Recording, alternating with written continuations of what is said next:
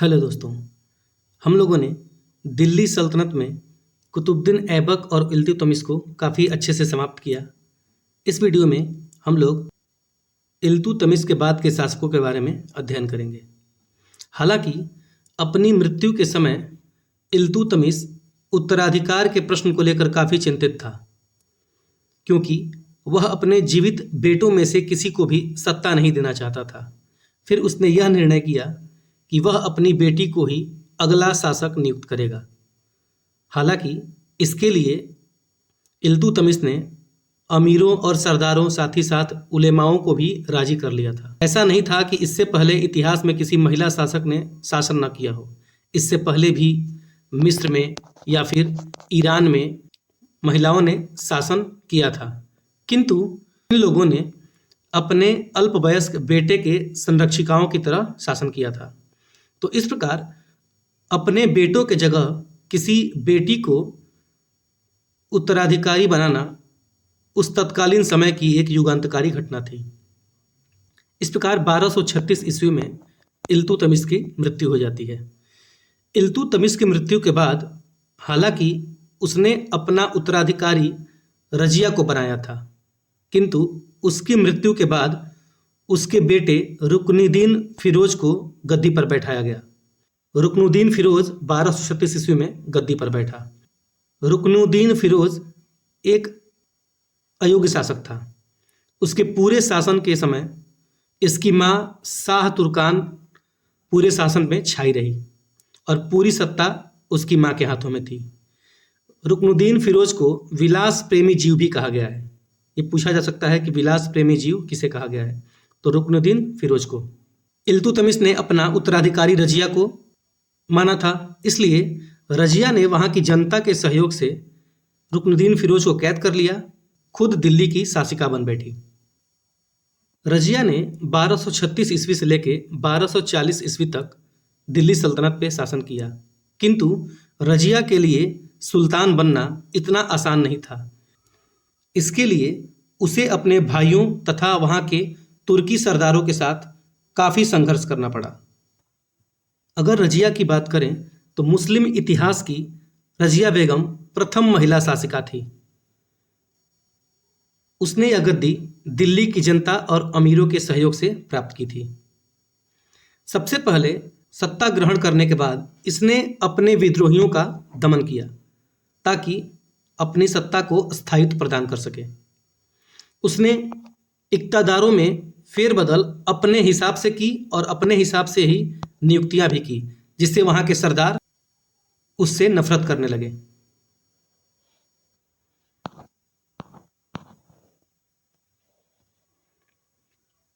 इक़्तिदार हमेशा यही चाहते थे कि गद्दी पे ऐसा ही कोई शासक बने जो उनके हिसाब से शासन करे।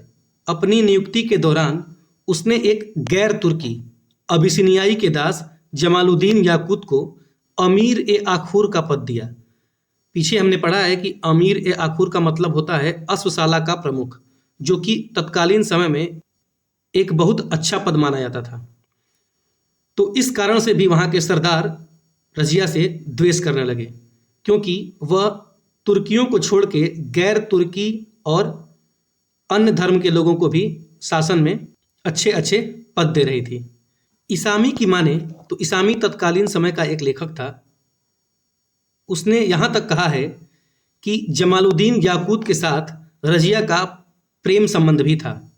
गैर तुर्की लोगों को अच्छे पद देने तथा अबिसिनियाई दास जमालुद्दीन याकूत पर इतना मेहरबान होने के कारण रजिया के खिलाफ विद्रोह उठने लगा। रजिया के खिलाफ जो पहला विद्रोह हुआ वह कबीर खान ने लाहौर में किया। साथ ही साथ रजिया के इन नियुक्तियों से रजिया का एक अमीर अल्तुनिया था, जो उस समय भटिंडा का इक्तेदार था, उसने भी विद्रोह कर दिया और इस विद्रोह में अल्तुनिया का साथ वहाँ के अमीरों ने दिया। अल्तुनिया के द्वारा किए गए विद्रोह को दबाने के लिए 1240 ईस्वी में रजिया भटिंडा की तरफ बढ़ी। जब रजिया भटिंडा में अल्तुनिया के विद्रोह को दबाने में लगी हुई थी, उस समय याकूत की हत्या कर दी गई। साथ ही साथ रजिया को भी वहां बंदी बना लिया गया और दिल्ली के सिंहासन पर इल्तुतमिश के पुत्र मुइजुद्दीन बहरामशाह को बैठा दिया गया। हालांकि उसके बाद रजिया ने अल्तुनिया से विवाह कर लिया और फिर से दिल्ली की तख्त प्राप्त करने का प्रयत्न किया, किंतु बहरामशाह ने कुछ हिंदू डाकुओं के द्वारा रजिया को एवं अल्तुनिया को, जो कि हरियाणा की कैथल में थे, वहां पर उनकी 13 अक्टूबर 1240 को हत्या करा दी। जब 13 अक्टूबर 1240 ईस्वी में रजिया की मृत्यु हो गई, उसके बाद मुइजुद्दीन बहरामशाह को वहाँ के सरदारों ने शासक बनाया।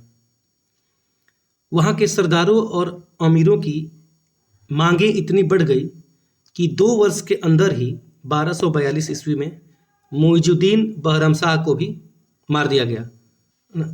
हम देखते हैं कि अमीर और सरदार ऐसे ही शासक को सत्ता में लाना चाहते हैं जो उनके हिसाब से ही कार्य करे। मुइजुद्दीन बहरामशाह का सबसे महत्वपूर्ण कार्य था नाइब ए मुमालिक पद का सृजन करना। मुइजुद्दीन बहरामशाह ने नाइब ए मुमालिक पद का सृजन किया। मिस्टेक है। और इस प्रकार जो नाइब ए मुमालिक पद बना, उसी के पास वास्तविक सत्ता थी। राजा कहने मात्र का था, पूरी सत्ता का सदुपयोग नाइब ए मुमालिक नामक व्यक्ति करता था। और इस पद पर सबसे पहला व्यक्ति जो आसीन हुआ वह था इख्तियारुद्दीन एतगीन। तो ये इंपॉर्टेंट हो जाता है कि सबसे पहले नाइब ए मुमालिक पद का सृजन किसने किया, तो मुइजुद्दीन बहरामशाह ने।